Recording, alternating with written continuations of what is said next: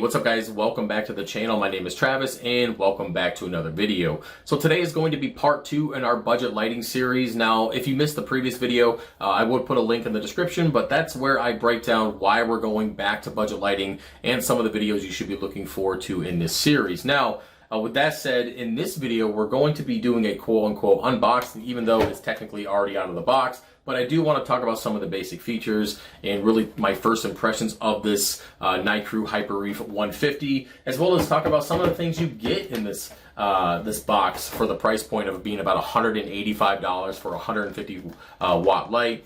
And that is with free shipping off of Amazon. So once we're done with that, I'm going to show you guys the 3D printed mounting solution that I've created to basically connect directly to these lights and take advantage of my current lighting setup downstairs. Basically, we're just replacing the broken XR15s with these two Nicrew HyperReef 150s. Now, I have a feeling that 2 of these might be a little overkill for a lowboy, but thankfully, they did send me the controller. And we're going to install that, and then in a later video we're going to set it up and do all the power readings, all that good stuff. I'll talk about that a little bit later. So we're going to be able to control them, so hopefully I won't fry all my coral. Now, first impressions of this light, it is solid. It is heavy. It feels like it's good quality. It doesn't feel like flimsy trash. It feels pretty good. Now, I have plugged this in. I have connected the controller. I have gotten a general idea of how it works and what to expect from it. Now, I have not hung them up over a tank yet or did any kind of paw or anything like that. But overall, this light pumps out a ton of light. And that's where I'm saying that I think 2 of them might be overkill, but that's okay. We'll be all right. So yeah, first impressions, it is solid, it is heavy, and again, for a 150 watt light, $3. That's 3 joking pucks. That's crazy. $3 with a ton of light for $185 ship. You're just not getting any better than that. Now, the only downside that I've seen of this light so far is it doesn't come with a controller built in. It doesn't come with Wi-Fi or any kind of screen or anything like that. Now, granted, if it did, I'm sure the price point wouldn't be $185. But with that, you can get a controller here, right? You can get that off of Amazon. Or from what I'm told, and we're going to try this out later, but you can take advantage of the 0 to 10 volts in the back here, which allows you to daisy chain these lights together. You should be able to hook this up to an Apex and control it that way, as well as a Kessel controller. And we're going to try both of those options here in the future. Separate videos, of course, breaking it down, how to install it, and all the programming. But we will do that in the future. So they're easily controlled if you have a controller or you have Kessels already. Yeah, so it's, you don't have to just be stuck with the buttons on the front, which, by the way, we might as well talk about those. Very simple, clean buttons. Control your white, your blue intensity, and then there's a manual mode where it allows you to, adjust between all whites, all blues, or a mixture of both, giving you that reef. And yeah, I mean, just basic selection there, nothing too crazy. Now, one thing that I really like about this light is that the diodes themselves are kind of hidden behind this glass panel. I'm trying to not have the reflection of the ring light there, but I feel like it's going to be a little bit safer from water damage, things splashing up or just in general water damage. I feel like that having that glass over the top there is going to prevent it from kind of seeping in and all that kind of stuff. So, but only time will tell. We'll see what happens and how that works out. Now, moving over to what's in the box here. So, again, the controller is sold separately, but it does come with some mounting options. Now, very first one, which you get with most lights, is going to be your hanging option here. Of course, you're going to screw these in and then you make it look fancy. I hate hanging stuff like this because I have some OCD. I have something that makes this process of hanging these up painful. I won't even do it for my clients. I'm like, listen, man, we're gonna have to find another option. So, but what I'm really impressed with is the fact that it comes with a solid metal mount. Now, in the back of the light here, it's gonna be hard to see, but there's mounting options there. We're not gonna be using this today, but the fact that it comes with it, given the price point, is really impressive. Now, the screws feel good. They're metal. Nothing seems to be,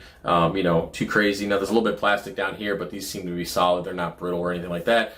But yeah, very impressed the fact that it comes with a solid mounting option like that. Now, what else is in the box here? You have some cable management, some extra screws, and a wrench, and of course your power supply. So again, for the price point, about 185 bucks. Let me just double check that. Yeah, $184.99. You really can't pass up on that. Now, when it comes to the expected power output of this, I will put some stuff overlay on the screen here.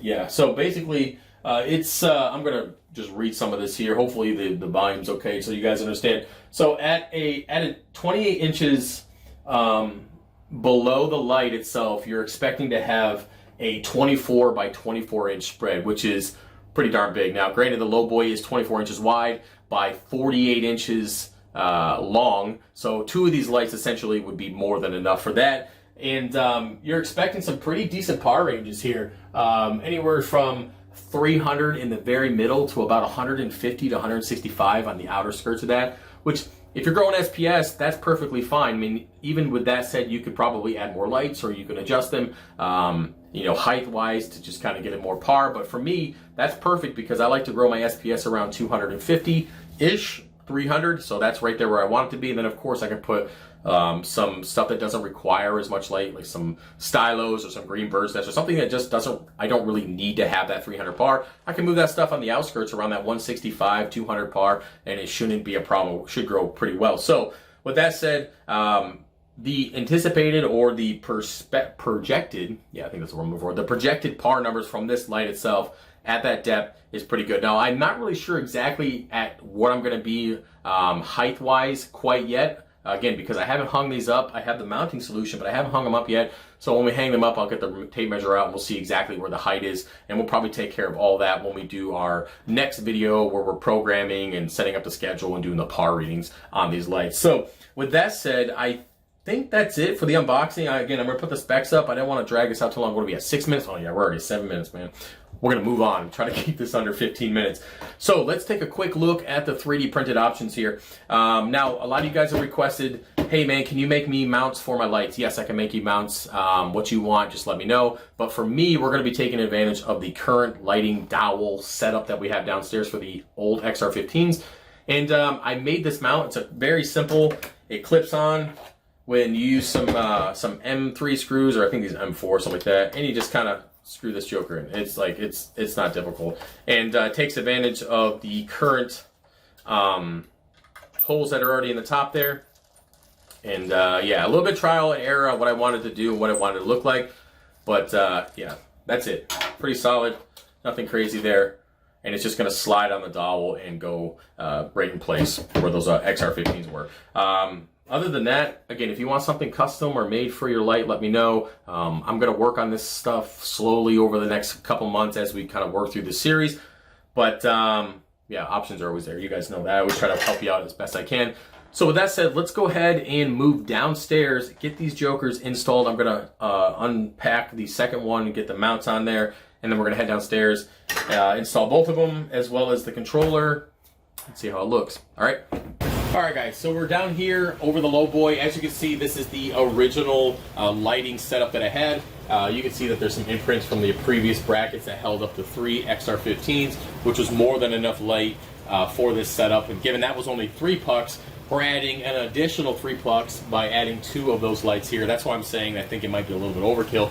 But with that said, I'm just going to go ahead and just take out one end of this dowel. Now, I do keep a screw in place just to make sure it doesn't slip out. I did keep one over here just for the sake of not having it slip out. So my plan is to bring both of those lights over here at one time and slide them both on, get the dowel back in place, we'll put the screw in, and then we'll make our adjustments and run the cordage up behind here as long as it can fit through the hole. If not, we'll make the hole bigger. So with that said, yeah, let me go grab the lights.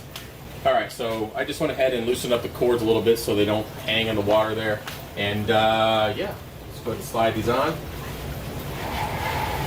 It's a little snug the way I wanted it to, so they weren't flopping around.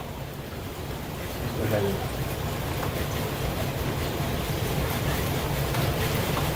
A little too snug. No, it's good. Simply just going to allow it to move through. I might fast forward this because it's a little bit of a process.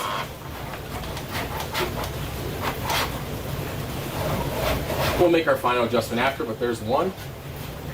Go ahead and do the other.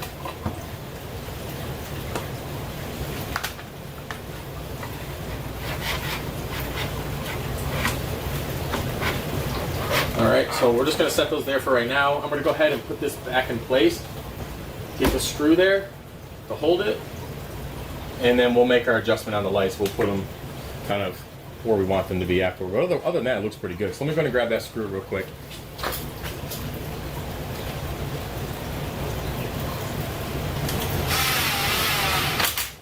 All right, now we don't have to worry about that sliding out, and we can adjust our lights. All right, that's a little bit better of an angle. So our screw's in place, so we don't have to worry about it moving around.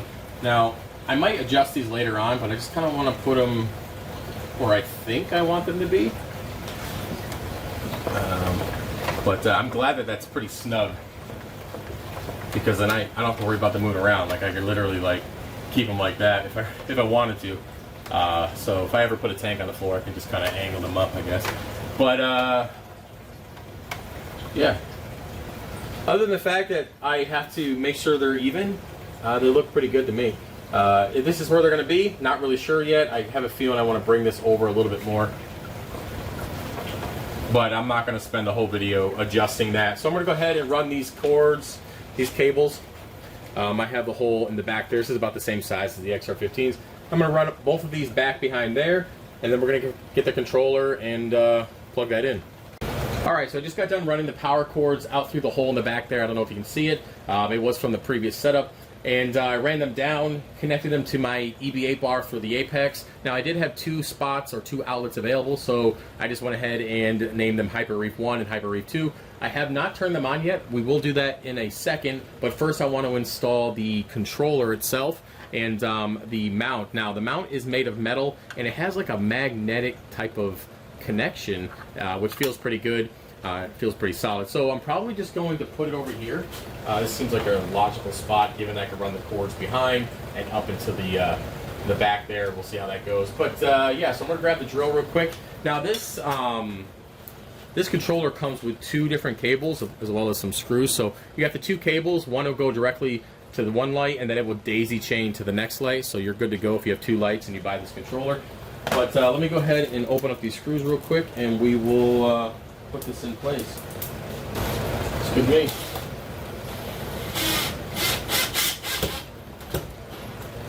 Grab another screw.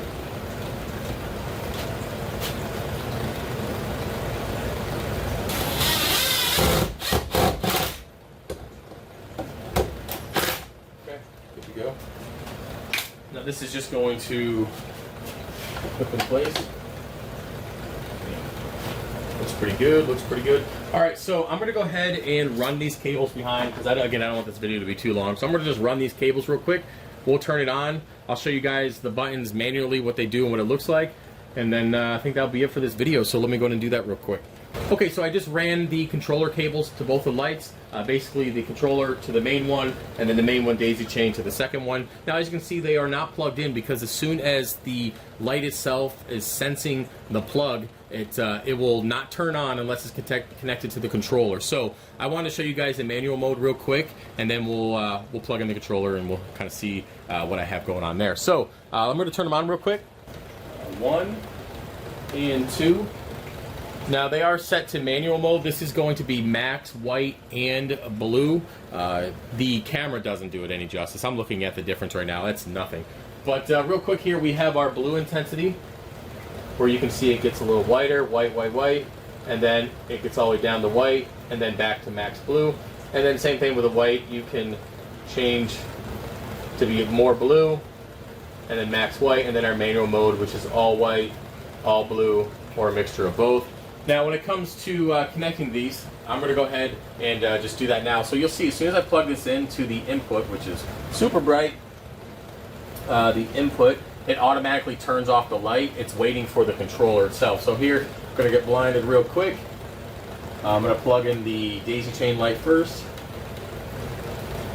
There we go. And then we're going to plug in the main light. All right. I'm going to see real quick. As you can see, the controller itself kicked on, and it has the programming that I've already set for it, which we'll look at real quick. Let me move this over. We'll look at it real quick because we're going to do a separate video on it later. But let me turn that down so you guys can see it. All right, so either way, it is connected, and you can see that I have 35% white, 100% blue, and again, we'll run through this schedule, and I'll show you guys everything there. But yeah, this is it's looking good. It's looking real good, and I know the camera just doesn't do it any justice. and that's unfortunate. But definitely happy with the setup. The fact that the mounts went in good, the lights look good, they're not wobbling around, I don't have to worry about them falling in. The controller's connected. Granted, my cable management is not the greatest, but if you've been here long enough, it's to be expected. But I definitely see this growing coral. I can't wait to show you guys the schedule in the next video and do all the par readings, and even more. I have about 35 new acros going in here. Gonna throw a new fish in. It's gonna be nice. So with that said, that's it for this video, guys. It's definitely longer than 15 minutes, but either way, I appreciate you being here, and stay tuned for the next video. All right, peace.